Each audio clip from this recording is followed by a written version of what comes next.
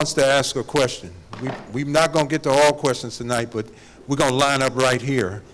So let's get on the line right here for those that want to ask a question either to the entire panel. If you have someone in particular you want to ask a question to, come right on. What's your name, dear?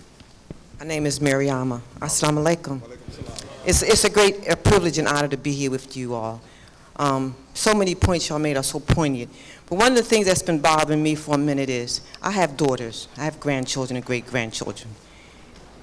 When I hear a lot about the violence, Sylvester said we can't police our way out of it. So he told us that years ago. That was Johnson, the police commissioner. We have people now saying, police, okay, we need them, but the question is this.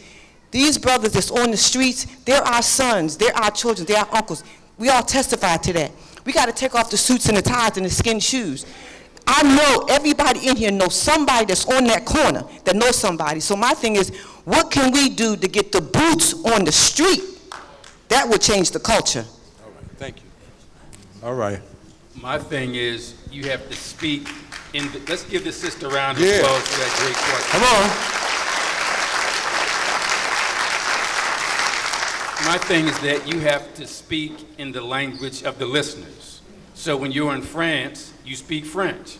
When you're in China, you speak Chinese. When you're talking to young people, you got to speak the hip-hop language because that's what they're feeling. I teach a hip-hop course. Right. And I love to go back to the old school, Public Enemy, Dead Prez, Brand Nubian, but the younger generation is not feeling that.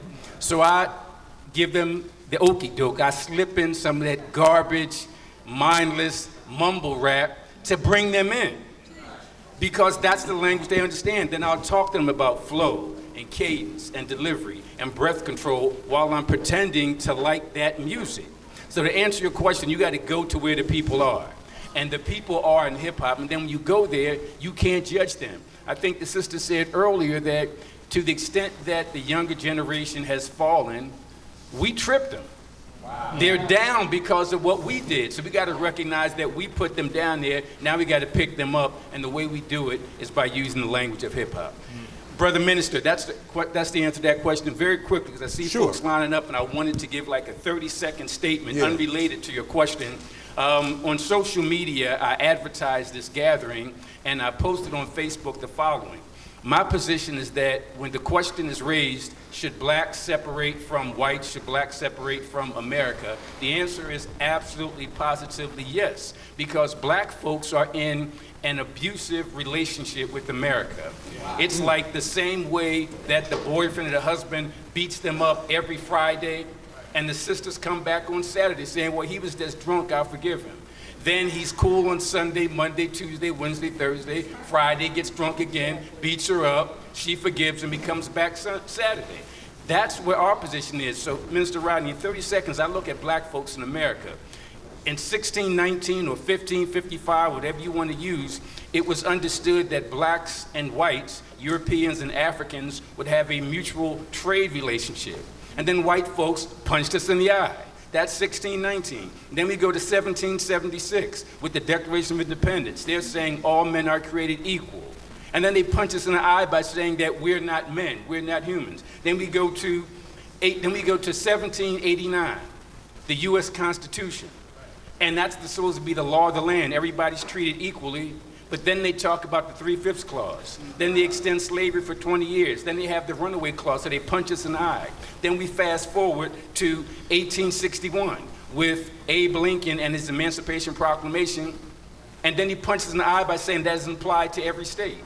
Then we go to 1865 with the 13th Amendment, saying that we're free from slavery. And then if you read that clause, there's a comma and it says, except following conviction for a crime. So they punch us in the face. Then we go to the 1900s. Then we go to Jim Crow. Then we go to mass incarceration. It seems to me that every time the white man gives us something, he turns around and punches us in the face. In the same way that the husband gives the wife a gift on Thursday and then punches her in the face on Friday.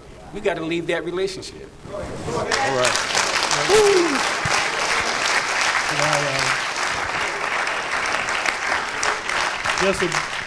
Just a brief comment on the sister's question. The Honorable Minister Louis Farrakhan stated that violence is born out of hopelessness and despair.